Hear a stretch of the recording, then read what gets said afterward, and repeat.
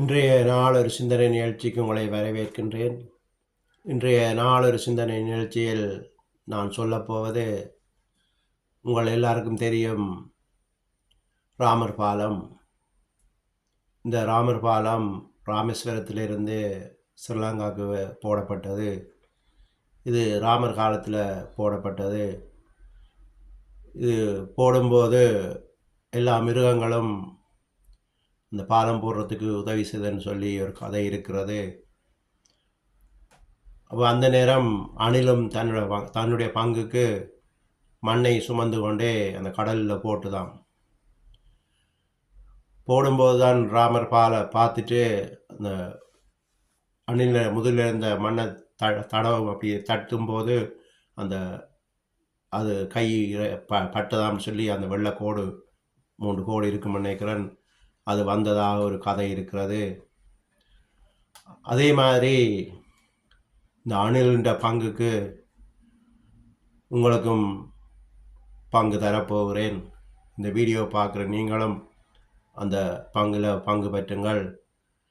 என்னென்று பார்த்தீங்கன்னு சொன்னால், இன்றைக்கு தெரியும், இஸ்ரேல் காசா யுத்தம்.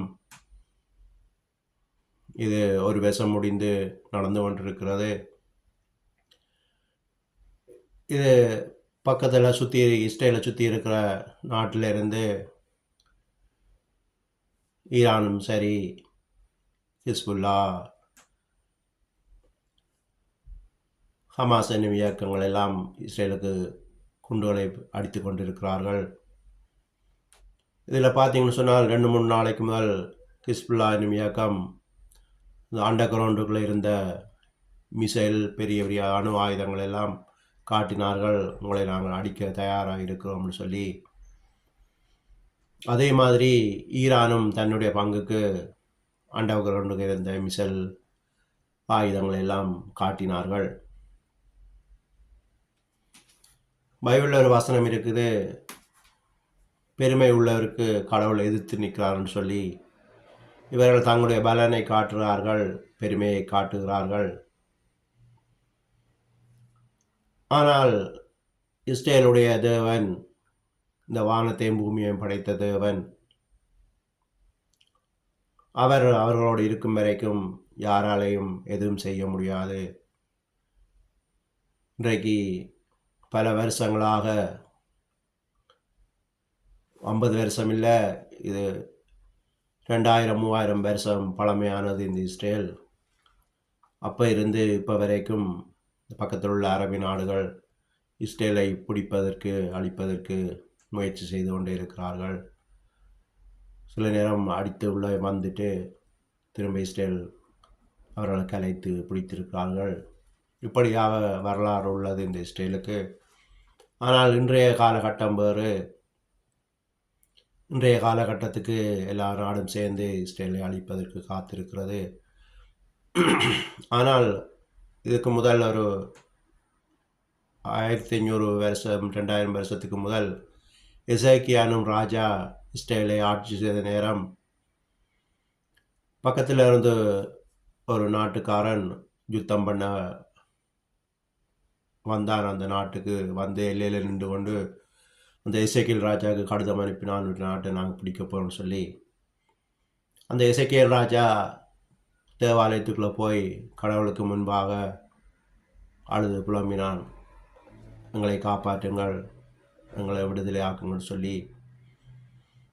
அதே மாதிரி அன்றைக்கு இரவு ஒரு தூதனை கடவுள் அனுப்பி 1,80,000 அந்த எதிரின் இராணுவத்தை சங்காரித்து போட்டான்னு சொல்லி நீங்கள் பைபிளில் ஏசையா 37:36 வாசிக்கலாம்.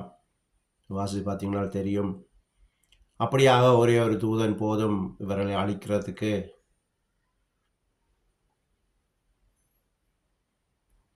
அதனால் இஸ்ரேல் இன்று வரைக்கும் நிலை நிற்கிறது. உங்களுக்கு என்ன பங்குன்னு சொன்னால், இன்றைய காலகட்டத்தில் இஸ்ரேலுக்காக செவிப்பது எங்களுடைய கடமை. கடவுள் அதை பிரியமாக இருக்கிறார். எனவே நாங்கள் செபிக்க வேண்டும். ஏசப்பா, இந்த இஸ்ரேலை பாதுகாருங்கள், உம்முடைய நீங்கள் பிறந்த நாடு, இதை பாதுகாத்து கொள்ளுங்கள், எந்த தீங்கும் இஸ்ரேலுக்கு அணுகக்கூடாதுன்னு சொல்லி ஒவ்வொரு மனிதனும் செபிக்க வேண்டியது கடமை. நீங்கள் யாராக இருந்தாலும் சரி, ஏன் முஸ்லிம்களாக இருந்தாலும் சரி, முஸ்லிம் மக்களாக இருந்தாலும் கூட நீங்கள் செபித்தால் கடவுள் உங்களோடு இருந்து உங்கள் சந்ததியை ஆசீர்வதிப்பார். இஸ்ரேலுக்கு எதிராக இருக்கும் எந்த ஆயுதமும் வாய்க்காது போகும்னு சொல்லி வசனம் இருக்கிறது. அப்போ நீங்கள் ஏசப்பாட்ட கேட்க வேண்டும், ஏசப்பா இந்த இஸ்ரேல் நாட்டை பாதுகாருங்கள் சொல்லி. நீங்கள் ஹிந்துவாக இருந்தாலும் சரி, மக்களாக இருந்தாலும் சரி, நீங்கள் செபிக்கும் போது உங்கள் சந்ததியை கடவுள் ஆசீர்வதிப்பார். நீங்கள் சபித்தால் அந்த சந்ததி சபிக்கப்படும். நீங்கள் இஸ்ரேலை ஆசீர்வதித்து செபித்தால் உங்கள் சந்ததி ஆசீர்வதிக்கப்படும்.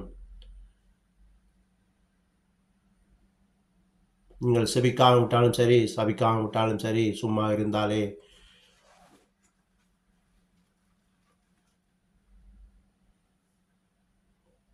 போதும். இஸ்ரேலுக்கு எதிராக ஒன்றும் கதைக்கக்கூடாது. ஆனால் செபித்தீங்கன்னு சொன்னால் உங்கள் சந்ததி ஆசீர்வாதமாக இருக்கும். உங்களுக்கு தெரியும், ஈரான் ஜனாதிபதி கிட்டத்தட்ட ஒரு மாதம் ஆகுது நினைக்கிறேன், அவர் சொல்லியிருந்தார், நான் ஒரு செகண்டுக்குள்ளே இஸ்ரேலை அழிப்பேன்னு சொல்லி. அடுத்த 2 கிழமையில் அவர் ஹெலிகாப்டரில் அடிபட்டு இறந்து விட்டார். இப்படியாக இஸ்ரேலுக்கு எதிராக யார் கதைத்தாலும் அவர்களை கடவுள் அழித்து போடுவார். எனவே நீங்கள் ஆசீர்வதித்து செவிக்க வேண்டியது உங்களுடைய கடமை. அந்த அணிலுக்கு என்ன பங்கு இருந்ததோ அதே மாதிரி இந்த பங்கு உங்களுக்கு உள்ளது.